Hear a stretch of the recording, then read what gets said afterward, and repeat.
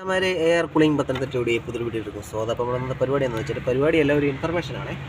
എന്താണെന്ന് വെച്ചാൽ ഇതൊരു വോൾട്ടാസിൻ്റെ ഒരു എ സി ആണ്. ഈ എ സിക്ക് കംപ്ലൈൻ്റ് ആയിട്ട് വന്ന് നോക്കിയപ്പോഴാണെങ്കിൽ ഈ ലീഫ് ഒടിഞ്ഞു പോയിട്ടുണ്ടായിരുന്നു. കണ്ടില്ലേ, ഇത് ഫുള്ള് ഡാമേജ് ആയി പോയിട്ടുണ്ടായിരുന്നു. അപ്പോൾ എന്തുകൊണ്ടാണ് അങ്ങനെ സംഭവിച്ചതെന്ന് വെച്ചാൽ ഇത് ഇട്ടിരുന്ന ഫാൻ ലീഫ് ഇതിൻ്റെതല്ല, വേറെ ഏതോ ഒരു ഫാനിൻ്റെ ലീഫാണ് ഇതിന് എടുത്തിട്ടിരുന്നത്. കാരണം അതൊരു അതിൻ്റെ ഷാഫ്റ്റുമായിട്ട് വ്യത്യാസമുണ്ട്. അതൊരു അലങ്കിയിട്ട് മുറുക്കുന്ന ടൈപ്പിലായിരുന്നു അതിനകത്ത് സെറ്റ് ചെയ്ത് വെച്ചിരുന്നത് കേട്ടോ.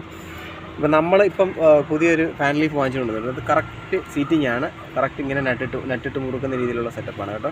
അതിന് ഷാഫ്റ്റിലേക്ക് കറക്റ്റായിട്ട് കിടന്നാലേ ബാലൻസിങ് ഇപ്പോൾ കറക്റ്റായിട്ടുള്ളൂ. ഇതിനകത്ത് ബാലൻസിങ് പോയിട്ട് ഇത് കണ്ടില്ലേ, ഇത് ഹോളിന് വ്യത്യാസമുണ്ട്. കാരണം സൈസ് വ്യത്യാസം വരുമ്പോൾ നേരത്തെ ആ ബാലൻസിൻ്റെ അലൈൻമെൻറ്റിനൊക്കെ വ്യത്യാസം വരും.